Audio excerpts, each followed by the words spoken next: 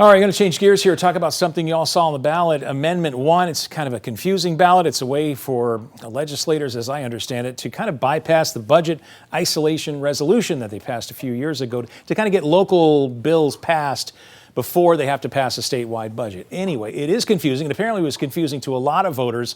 So I think a lot of voters fell on the side of caution and decided to vote against it. At least that's what it looks like at this point. So far, we're looking at 51, almost 52% of the vote no to 48% yes, and that difference is 16,400. So that's going to be a little bit of a challenge to overcome. Nikel?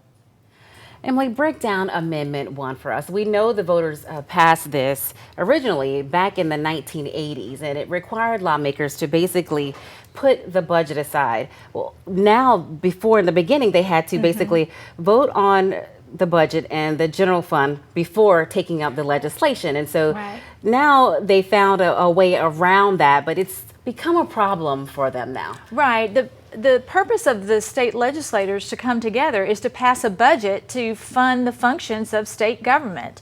However, as they were going down there, other issues sort of got in the way, and budgets were passed later and later and later in the legislative session. So back in the 1980s, they passed the Budget Isolation Resolution, which basically says you cannot take up legislation until you've considered the budget.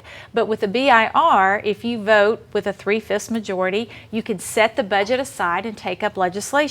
But what's happened is it's created a logjam, particularly with these local issues. And so the purpose for Amendment 1 is to set it aside for these local issues, to sort of streamline the process and make it more efficient so that this local legislation can get passed and not have to face that hurdle of that 3/5 majority to set the budget aside to take them up.